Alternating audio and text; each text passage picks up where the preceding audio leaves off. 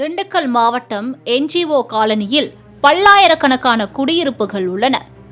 பாலகிருஷ்ணாபுரம் ஊராட்சிக்குட்பட்ட இப்பகுதியில் எந்தவித அடிப்படை வசதிகளும் இல்லை என்பது இப்பகுதி மக்களின் நீண்டகால குற்றச்சாட்டாக உள்ளது. இந்த NGO காலனியில் முறையான கழிவுநீர் வடிகால் இல்லாததால் ஆங்காங்கே கழிவுநீர் தேங்கி நின்று குட்டை போல் காட்சியளிக்கிறது. அதேபோன்று முறையாக குப்பைகள் அள்ளப்படாததால் சாலை ஓரங்களில் குப்பைகள் தேங்கி கிடக்கின்றன. குப்பைகள் அதிகம் சேர்ந்துவிட்டால் சாலையோரத்திலேயே கொளுத்தி விடுகின்றனர். இதனால் அப்பகுதியில் உள்ள குடியிருப்பு வாசிகள் மூச்சு திணறல், கண் எரிச்சல், தலை சுற்றல் போன்ற உடல் உபாதைகளால் பாதிக்கப்பட்டு வருகின்றனர். அப்பகுதியை கடந்து செல்லும் போது பள்ளி செல்லும் சிறுவர்கள் முதல் முதியோர் வரை அனைவரும் மூக்கை பொத்திக்கொண்டேதான் செல்ல வேண்டும். அந்த அளவிற்கு துர்நாற்றம் வீசுகிறது. இதனால் அப்பகுதியில் சுகாதார சீர்கேடும் நிலவி வருகிறது. எந்த பணியுமே இங்க சிறப்பாக நடக்கல. சாலை வசதி சரியாக இல்லை, சாக்கடை வசதிகள் சரியாக இல்லை, தெரு விளக்குகள் சரியாக இல்லை. குப்பை அள்ளுற பிரச்சனை அதுக்கு மேலேங்க. குப்பை வண்டியே குப்பையில தான் கிடக்கு. குப்பை வண்டியே குப்பையில தான் கிடக்குன்னா பார்த்துக்குங்க. அப்போ எந்த அளவுக்கு இங்கே இந்த பாலகிருஷ்ணாபுரம் பஞ்சாயத்து செயல்பட்டுக்கிட்டு இருக்குன்னு பார்த்துங்க. போட்ட ரோட்டில் தார் ஊத்துறது கூட கஷ்டமாக இருக்குது உங்களுக்கு. என்ன இல்லை பணம் கோடி கோடி அடுக்கி வச்சா மட்டும் பத்தாதுங்க. மக்களுக்காக மக்கள் பணியை செய்யணும். அப்படின்னா தான் எல்லாரும் விளங்கும். வாழ்க்கையில் விளங்கணும்னா நல்லது செய்யணும். 100 ரூபா சம்பாதிங்க, தப்பே இல்லை. அதில் 80 ரூபாய்க்காவது மக்களுக்கு செய்யுங்க. இல்லை 80 ரூபாய் விட்டுட்டு 80 ரூபா கூட நீங்கள் வச்சுக்கோங்க. 20 ரூபாய்க்காவது மக்களுக்கு செய்யுங்க. இதையெல்லாம் மிஞ்சும் அளவிற்கு அப்பகுதி மக்களை பெரிதும் பாதிப்புக்குள்ளாகி வருவது சாலை பிரச்சனைதான். தார் சாலை அமைத்து தர வேண்டும் என அப்பகுதி மக்கள் நீண்ட நாட்களாக கோரிக்கை விடுத்து வந்தனர்.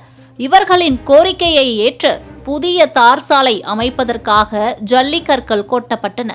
இதனால் தங்களின் கோரிக்கை நிறைவேற்றப்படும் என்று மகிழ்ச்சியடைந்த மக்களுக்கு அது வெறும் கனவாகவே போனது. ஜல்லிக்கற்கள் கொட்டப்பட்டு 2 மாதங்கள் ஆன நிலையில் தார் சாலை மட்டும் அமைக்கப்படவே இல்லை.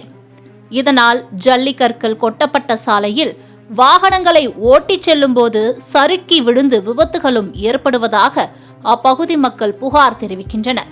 இந்த சாலை ரோடு போட்டு கிட்டத்தட்ட 2 மாதம் ஆச்சுங்க. 2 மாதம் எல்லாருமே ஜல்லியில தான் வண்டி ஓட்டிட்டு போகிறோம். அதில் அவ்வளோ கஷ்டம் இருக்குது. ஜல்லியில் சிலிப்பாகி விழுந்தவங்களாம் இருக்காங்க. இதில் இதனால டயரே போச்சு. 3-4 டயர்லாம் புது டயர்லாம் போயிடுச்சு. இதெல்லாம் தேஞ்சு போச்சு. ஸ்கூல் பிள்ளைலாம் அதில் தான் போகிறாங்க எல்லாருமே. அதனால் எவ்வளோ ஒரு பாதிப்பு அடங்கியிருக்கு. யாருக்குமே அக்கறையே இல்லையா? அப்போ பாதிப்புன்னு ஒரு விஷயம் நடந்தால் அதுக்கு டக்குன்னு ஒரு தீர்வு காணுங்கிற விஷயமே நடக்க மாட்டேங்குதே. சொல்லியிருக்கீங்களா? எல்லாரும் இது சம்மந்தப்பட்ட எல்லாருமே இந்த ரோட்டில் தான் போகிறாங்க. இதை சொல்லணுங்கிற அவசியமே இல்லையே. இது எல்லாருமே போகிறாங்க வர்றாங்க, எல்லாரும் தான் பார்க்குறாங்க. வேடிக்கை தான் இங்கே பார்க்குறேன். யார் என்ன செஞ்சாலும் சரி செய்யலாம் சரி, நமக்கு என்னங்கிற ஃபீலிங்கில் தான் இங்கே வாழ்ந்துக்கிட்டு இருக்காங்க. அதனால் இது உடனே இது ஒரு நல்ல நடைமுறை எடுத்து ஆட்சி முடியறதுக்குள்ள நல்லது பண்ணிட்டு போங்க. அப்படின்னாலும் புண்ணியம் கிடைக்கும் உங்களுக்கு. இது குறித்து ஊராட்சி நிர்வாகம் மற்றும் மாவட்ட நிர்வாகத்திடம் பலமுறை புகார் அளித்தும் நடவடிக்கை எடுக்கவில்லை என்று புகார் கூறும் அப்பகுதி மக்கள் தங்கள் பகுதிக்கு சாலை வசதி, கழிவுநீர் வடிகால், தெருவிளக்கு, முறையாக குப்பை அள்ளும் நடைமுறை ஆகியவற்றை செயல்படுத்த வேண்டும் என்றும் கோரிக்கை விடுக்கின்றனர். இவர்களின் இந்த நியாயமான கோரிக்கைகள் நிறைவேற்றப்படுமா? பொறுத்திருந்து பார்ப்போம். மாலை முரசு செய்திகளுக்காக திண்டுக்கல் செய்தியாளர் ராஜ்குமாருடன் ஷீபா ஜேனன்.